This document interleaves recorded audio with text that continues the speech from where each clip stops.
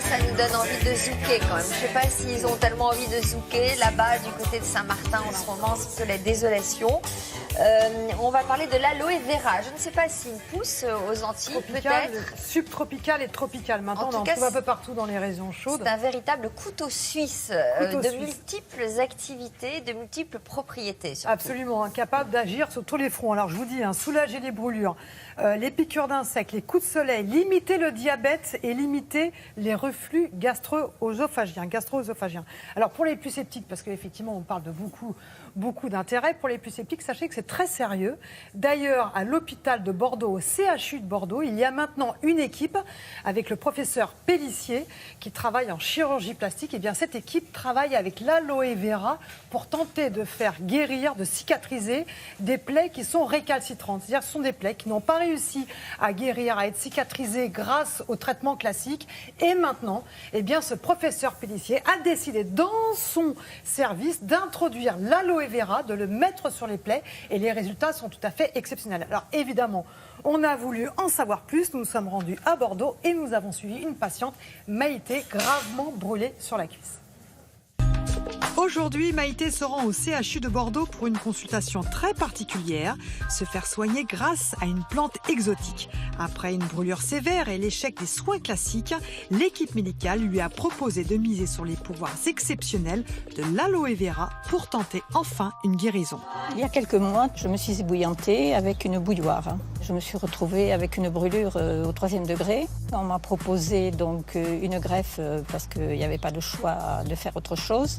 Une partie de cette greffe n'a pas pris et la cicatrisation était assez difficile. Oui. Curieusement, on m'a proposé un soin que je ne connaissais pas du tout. Enfin, je connaissais le nom de la plante qui est l'aloe vera et j'ai accepté. 3 fois par semaine, donc je revenais à l'hôpital pour me faire des soins à l'aloe vera. Ce soin était donc très agréable. Cette crème est onctueuse, très parfumée et de plus, elle hydrate parfaitement. C'est vrai que lorsqu'on a une brûlure, il y a une odeur et avec l'aloe vera, je n'avais plus cette odeur. Une cicatrisation rapide grâce à cette thérapie millénaire, c'était le défi du professeur Pellissier lorsqu'il a tenté cette nouvelle expérience il y a 6 mois. Après 6 mois d'essai, ce qu'on constate effectivement, c'est que la cicatrisation semble s'accélérer. Les pansements sont remarquablement indolores, c'est-à-dire que le changement de pansement est très confortable pour le patient.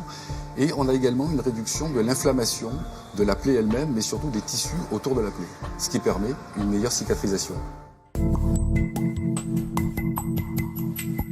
Les études précédentes ont montré que l'aloe vera contient des composés extrêmement intéressants, des oligo-éléments ou des facteurs de croissance, qui permettent de booster la cicatrisation tout d'abord, mais également de lutter contre la douleur d'une part, et contre l'inflammation de la plaie et des tissus environnants d'autre part, ce qui le rend donc très intéressant dans la cicatrisation des plaies chroniques. Là, nous en sommes à 3 mois Oui. de plaie.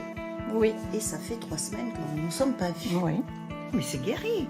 Maintenant, je l'utilise régulièrement pour mon corps et puis pour tous les petits bobos qu'on peut avoir, c'est-à-dire une piqûre, un bleu, etc. quoi. Alors, Sophie, ça ressemble à un cactus, ça n'a rien... Vous ne montrez pas un couteau comme ça, c'est impressionnant. Ça ressemble à un cactus, ça n'a rien d'un cactus. En fait, ça fait partie de la famille de l'asperge et de l'ail. Donc, je coupe une feuille de l'asperge et de l'ail. Exactement, curieusement. Je coupe une feuille de cactus.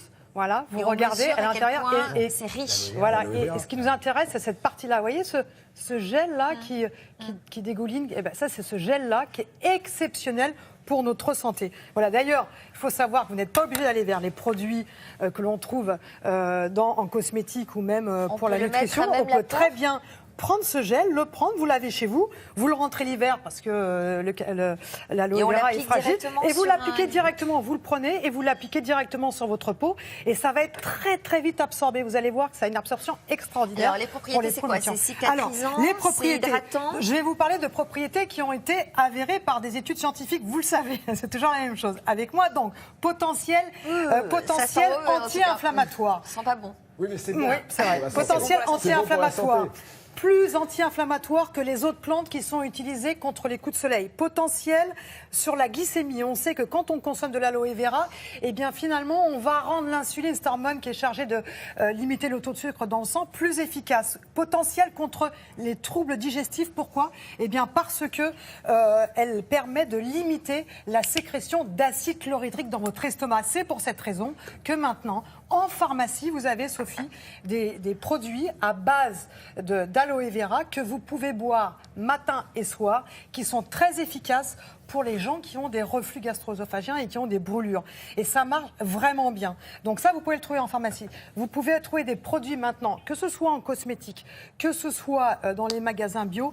Il faut faire très attention parce que quand j'ai fait mon petit shopping avec Margot, eh bien, nous avons vu qu'il y avait des produits qui étaient mal dosés. C'est-à-dire que quand vous allez choisir, par exemple, certaines boissons, vous voyez aloe vera, 100% bio, super. Sauf qu'il n'y a pratiquement pas d'aloe vera ou très peu d'aloe vera dans ces produits. Et en plus, ils ont rajouté du sucre.